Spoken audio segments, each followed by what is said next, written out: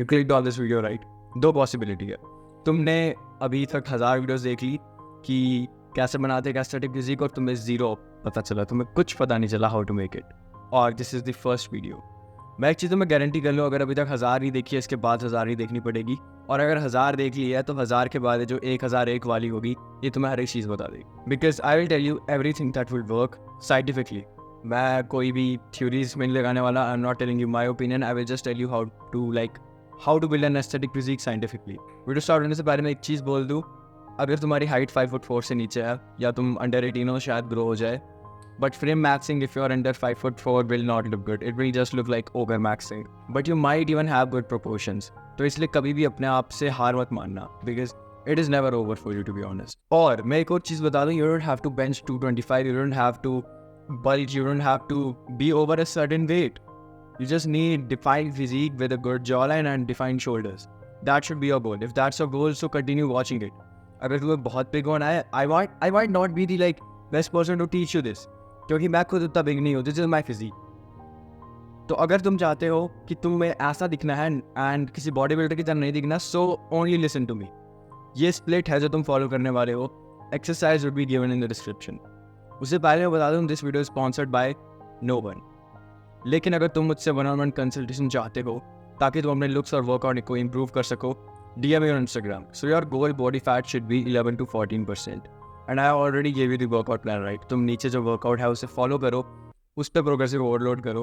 And progressive overload तो तुम most लोगों को पता ही होगा, लेकिन फिर से बता देता हूँ, प्रोग्रेसिव ओवरलोड होता है जब तुम प्रोग्रेस करो और वो प्रोग्रेस ओवरलोड होते जाए। That is like the easiest definition.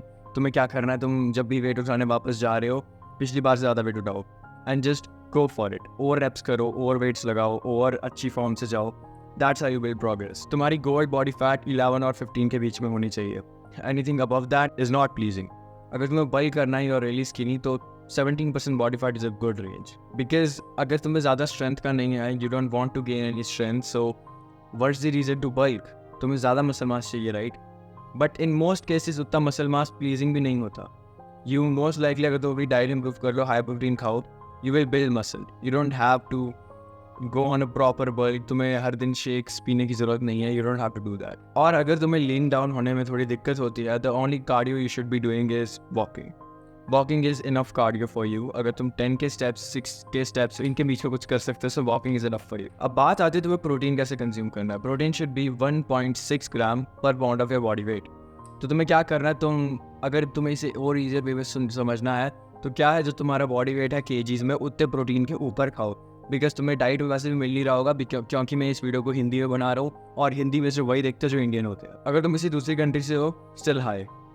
उसके बाद अगर मैं अपील में बोलूँ तुम्हारी फिजिक की, you can use some tattoos, क्योंकि टैटूज तुम्हारी फिजिक को ऐसे और ऐसे ज़्यादा अपीलिंग बना सकते हैं। You have seen this in many cases, but never get tattoos on your hands. और अपने नेक पे भी get tattoos on like your chest, your forearms, ये बहुत अच्छे दिखते हैं। And if you are under 18, don't even think about it. और उससे पहले मैं बोल दूँ, if you are about to तुम कुछ मसल्स को प्रायोरिटाइज करने वाले, तो एक चीज़ मैं तुम्हें बोल दूँ, it mainly depends on your bone structure. अगर तुम्हारा बोन स्ट्रक्चर वैसे है कि तुम्हारा मसल भी कुछ ज़्यादा डेवलप होगा और कुछ नहीं होगा, so never try something that will create some asymmetries in your body. खासकर ऐसे एक्सरसाइज जो तुम्हारे ओब्लिक्स को ट्रेन करती है, because it will thicken your weights. मेरे साथ भी हुआ है। अगर तुम साइड में सोते हो और अपनी टांग को बहुत ऊपर रखते हो, this will also train your obliques और वेस्ट और ज़्यादा थिकर होगी। And if you want a proper good physique, waist जितनी ज़्यादा थिन है उतनी ज़्यादा हो। तुम वैक्यूम्स भी ट्राई कर सकते हो, you can search it on Google. एक चीज़ में बड़ी सारी एस्थेटिक वीडियोस में देखता हूँ कि तुम्हें ट्रैप्स को ट्रेन करना है because they will give a good look. ऐसा कुछ भी नहीं होता है। मेरे को एक चीज़ बताना, जो तुम्हारा मोस्ट डोमिनेंट हैंड है ना, उसका शोल्डर हमेशा थोड़ा नीचे होगा, क्योंकि वो हमेशा ट्रैप ट्रेन कराता है। और जब तुम्हारा शोल्डर नीचे जा रहा है ट्रैप ट्रेन करके, सो वाई डू यू वांट, तुम्हें शोल्डर को डाउन क्यों करना है? What's the point?